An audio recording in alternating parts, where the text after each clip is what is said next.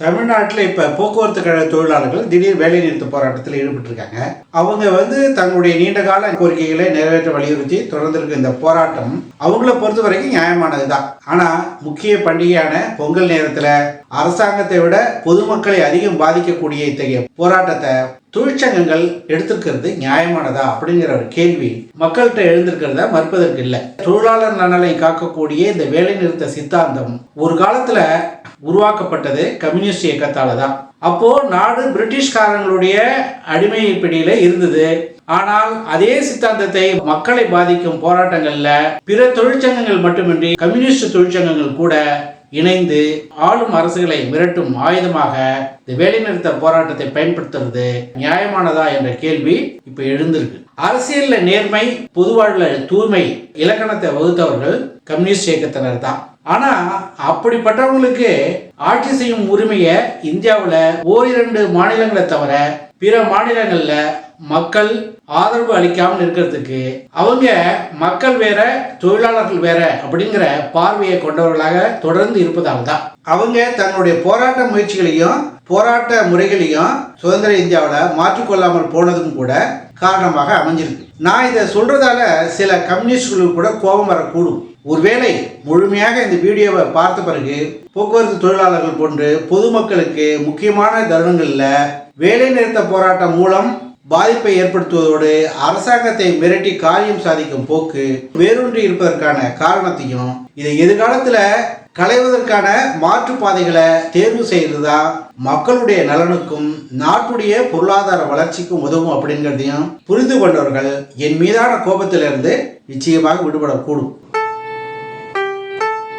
High friends, welcome to RR facts. உங்களிடம் பேசுவது ராமலிங்கம். இந்திய வரலாற்றில் முதல்ல வேலைநிறுத்த போராட்டங்கள் தொடங்கப்பட்டது பிரிட்டிஷ் காலனித்துவ ஆதிக்கத்தை எதிர்த்து தான். கம்யூனிஸ்டுகள் தொழிலாளர்கள் போராட்டங்களோட இணைச்சு இந்தியாவுக்கு முழு சுதந்திரம் என்ற முழக்கத்தை 1922ல முன்வைச்சாங்க. குறிப்பா பிரிட்டிஷ் பஞ்சாலை உரிமையாளர்களுடைய தொழிலாளர் விரோத போக்கை கண்டிச்சுதான் இந்த ஏகாதிபத்திய எதிர்ப்புணர்வோடு வேலை நிறுத்த போராட்டமும் நடத்தப்பட்டது. இத்தகைய போராட்டங்கள் எல்லாமே பிரிட்டிஷ் காலனி ஆதிக்கத்துக்கு அடிமையாக இந்தியா இருந்தபோது நடத்தப்பட்டது. அப்ப இந்த போராட்டத்தால மேலை நாட்டு முதலாளிகளும் அவங்களுக்கு ஆதரவாக செயல்பட்ட கைக்கூலிகளும் தான் பாதிக்கப்பட்டாங்க. ஆனா நாடு சுதந்திரம் அடைஞ்சு 75 ஆண்டுகளை கடந்த பிறகும் தொழிலாளர்களுக்கான குரல் கொடுக்கும் தொழிற்சங்கங்கள் தொடர்ந்து பிரிட்டிஷ் அரசாங்கத்தை வேலைநிறுத்த செய்து எதிர்த்தது போலவே நம்முடைய நாடாக சுதந்திர நாடாக இருக்கக்கூடிய இந்தியாவில் மத்திய அரசாங்கத்தையும் மாநில அரசுகளையும் எதிர்த்து வேலைநிறுத்த போராட்டங்களை நடத்துறது வழக்கமாக இருந்துட்டு இருக்கு. சுதந்திர இந்தியாவில் தொழிலாளர் நல பாதுகாப்பு சட்டங்கள், தொழிலாளர் நல சங்கங்கள் ரொம்ப முக்கியமானவை தான். அதன் மூலமே தனியார் இல்லாட்டி பொது நிறுவனங்கள் உழைப்பாளர்களின் உழைப்பையும் திறனையும் சுரண்டுறத கட்டுப்படுத்த முடியும் அப்படிங்கிறதும் நியாயமான விஷயம், அதை மறுப்பதற்கே இல்லை.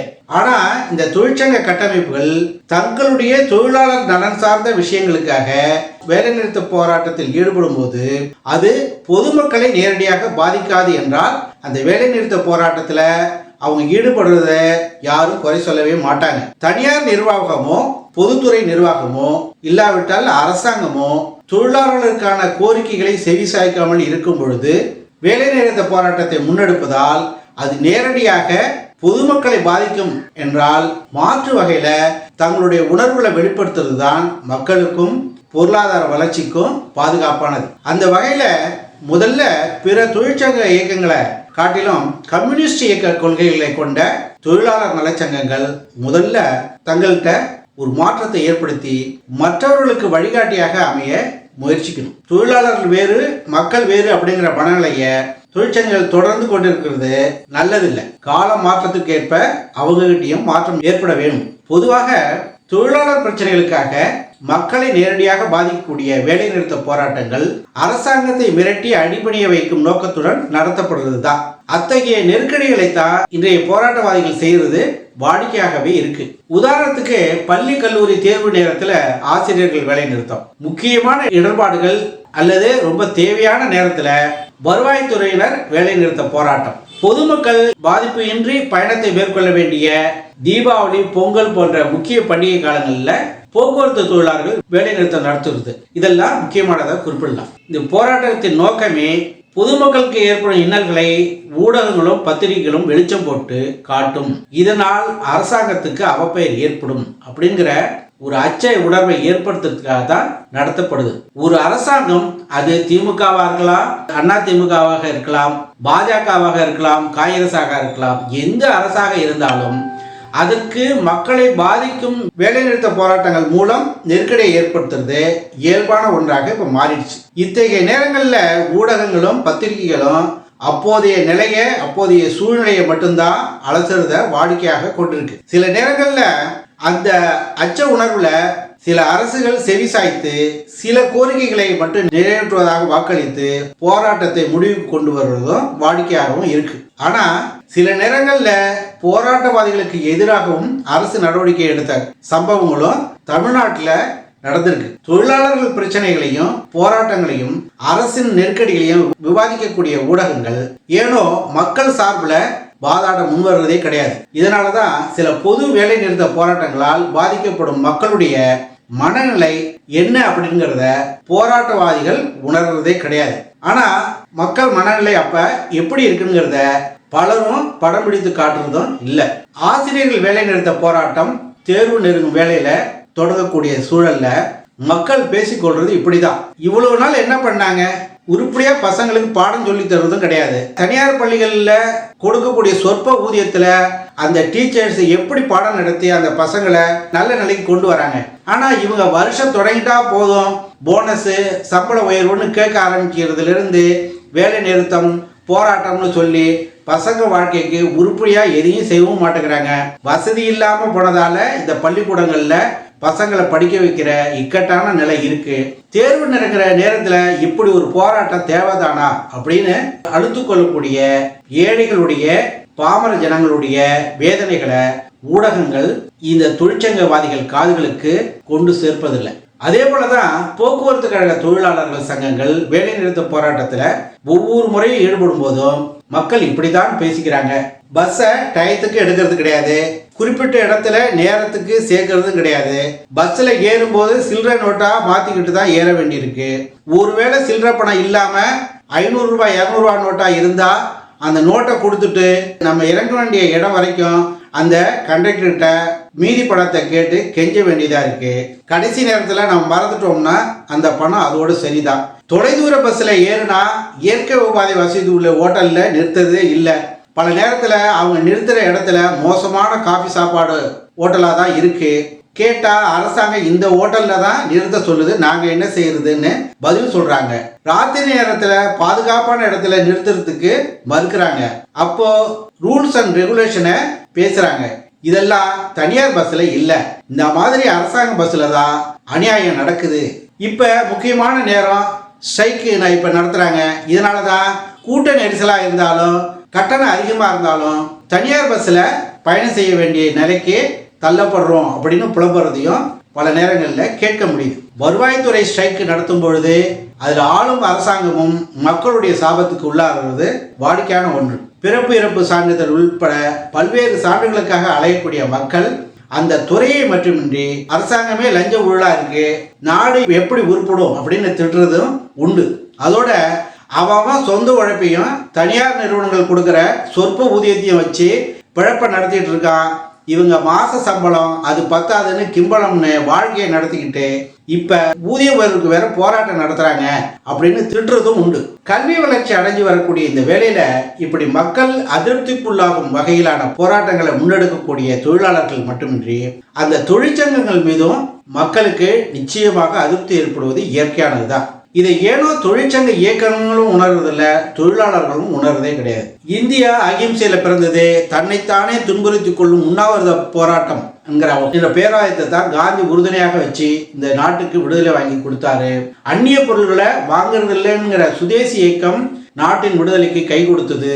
அதோட கம்யூனிஸ்ட் இயக்கங்களுடைய அன்றைய வேலை நிறுத்த போராட்டங்கள் பிரிட்டிஷ் அரசு நிர்வாகத்துக்கு பெரிய இடர்பாடுகளையும் பாதிப்பையும் ஏற்படுத்துது. இதெல்லாம் நம்ம வரலாற்றில் படிச்சிருக்கோம். ஆனால் அதே வேலை நிறுத்த போராட்டத்தை சுதந்திர இந்தியாவிலையும் பின்பற்றும் பொழுது அரசாங்கத்தை பாதிக்கும் செயல்கள் ஒரு புறம், நாட்டினுடைய பொருளாதார வளர்ச்சியை பாதிப்பது ஒரு புறம், மக்களோடு தொடர்புடைய துறைகளை சேர்ந்த போராட்டங்களால் மக்களும் பாதிக்கப்படுவது அப்படிங்கிற நிலை தான் இப்போ இருந்துட்டு இருக்கு. அரசியல்ல நேர்மை, பொது வாழ்வுல தூய்மை அப்படிங்கிற மிகப்பெரிய ஆயுதத்தை வச்சிருக்கிற கம்யூனிஸ்ட் கட்சிகள் இன்னைய வரைக்கும் நாட்டில் காங்கிரஸ் பாஜகவை போல வேகமான வளர்ச்சியை காணாமல் போனதற்கு அவர்கள் பின்பற்றும் சில நடவடிக்கைகளும் கூட தடையாக இருக்கலாமோ அப்படின்னு தோணுது. தனியார் நிறுவனத்தில் பணிபுரியக்கூடிய தொழிலாளர்களுக்கு பணி பாதுகாப்பு, வேலைக்கேற்ற ஊதியம் போன்றவற்றை வழங்கலைன்னா அந்த தனியார் இல்லாட்டி அரசு கட்டுப்பாட்டில் இருக்கிற நிறுவனத்தில் பணியாற்றக்கூடிய ஊழியர்கள் அடங்கிய தொழிற்சங்கங்கள்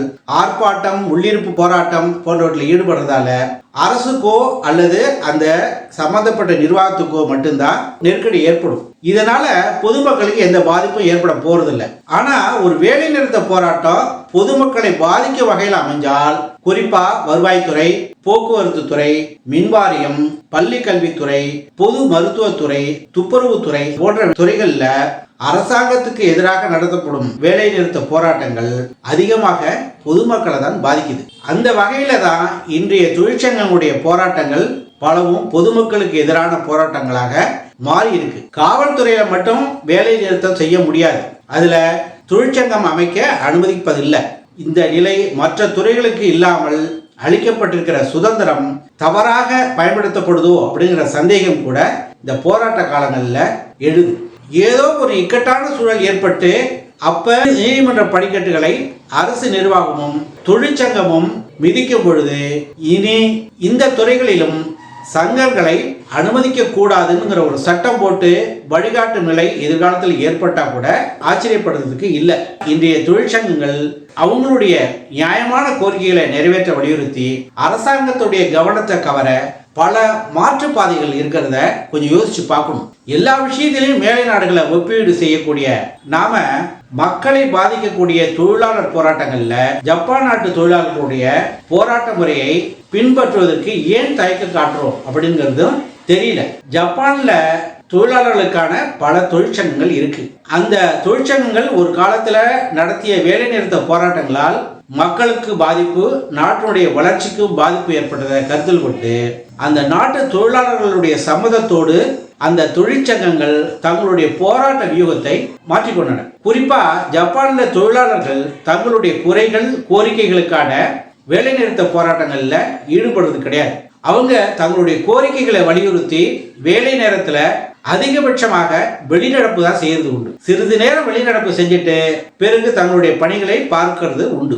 அத்தகைய நடைமுறையை கூட நம்முடைய தமிழக அரசியல்வாதிகள் சட்டப்பேரவையில கடைபிடிக்கிறத நாம பார்த்துருக்கோம். ரெண்டாவதாக வண்ணமயமான பட்டைய தலையில் அணிஞ்சு தங்களுடைய குறைகளை, கோரிக்கைகளை பொதுமக்களிடம் ஜப்பான் தொழிலாளர்கள் தெரிவிக்கிறது வழக்கத்தில் இருக்கு. தங்களுடைய கோரிக்கைகளை வலியுறுத்தி கையில ஒரு கருப்பு பட்டை அணிஞ்சு ஒரு நாள் முழுவதும் உணவு உண்ணாமல் தொடர்ந்து வேலை செய்யறாங்க. இல்லாவிட்டால் தொடர்ந்து கூடுதல் பணி நேரத்தை செலவிடுறாங்க. எக்காரணம் கொண்டும் மக்களை பாதிக்கக்கூடிய பணிகளை அவங்க நிறுத்துறதே கிடையாது.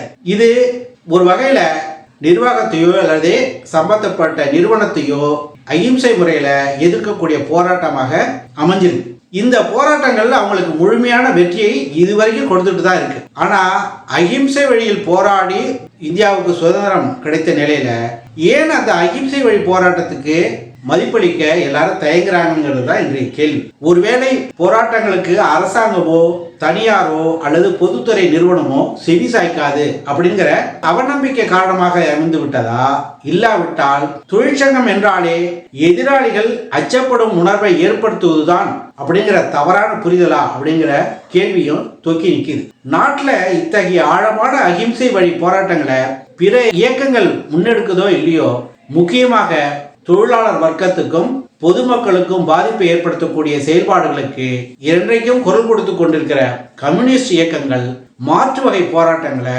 முன்னெடுக்கிறதுக்கு முயற்சி எடுக்கணும். பல அகிம்சை வழிகளில் மக்களுக்கு பாதிப்பின்றி அரசுக்கு மட்டுமே நெருக்கடி தரக்கூடிய போராட்டங்களை முன்னெடுக்கிறதுக்கான வாய்ப்புகள் அதிகமாக இந்தியாவில் இருக்கு.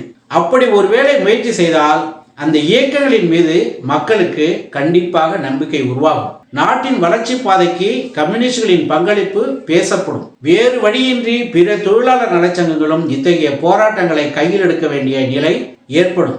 அரசாங்கமும் இந்த போராட்டங்களுக்கு செவி சாய்க்கும் நிலை கண்டிப்பாக ஏற்படும். தற்போது இந்தியாவில் கம்யூனிஸ்ட் இயக்கங்கள் என்றாலே அவை தொழிலாளர் நலன் சார்ந்தவைங்கிற அடையாளமாகத்தான் இருக்கு. அந்த மனநிலை மாற வேண்டும். அது மக்கள் நலன் சார்ந்த இயக்கமாக மாறினால்தான் அந்த இயக்கம் நாட்டில் பிற கட்சிகளுக்கு போட்டியாக தலை தூக்க முடியும்.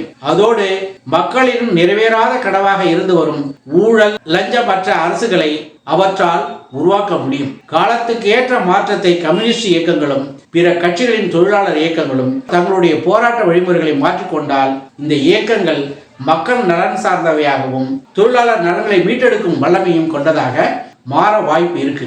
அன்றைக்கும் இதே ஊடகங்கள் காந்தி பிறந்த நாடல்லவா, அதனால் அகிம்சை முறையில் போராட்டத்தை நடத்தி மக்களை திரும்பி பார்க்க வைத்ததோடு அரசாங்கத்தின் கதவுகளையும் தட்டுகிறார்கள் என்று பீடிகை போட்டு செய்தி வாசிப்பதையும் நாம் பார்க்க முடியும். கோரிக்கைகளை முன்வைத்து தொழிலாளர்கள் அதிக நேரம் ஒரு நிறுவனத்தில் வேலை பார்ப்பதும் அந்த வளாகத்தில் இருப்பதும் கூட ஒரு வகையான உழைப்பு சுரண்டல் தான் அப்படிங்கிற ஒரு அச்சம் தொழில் நிறுவனங்கள்கிட்டையும் அரசாங்கத்துக்கிட்டையும் ஏற்படும் வகையிலான நீதிமன்ற தீர்ப்புகள் எதிர்காலத்தில் வெளிவரவும் வாய்ப்புகள் உண்டு. இந்த வீடியோவை பார்த்த நீங்க உங்க மனசுல உள்ள கருத்துக்களை கமெண்ட்ல பதிவிடுங்க. அது எனக்கு உதவியாக இருக்கும். வாங்க நாம் அடுத்து வரும் வீடியோவில் சந்திப்போம்.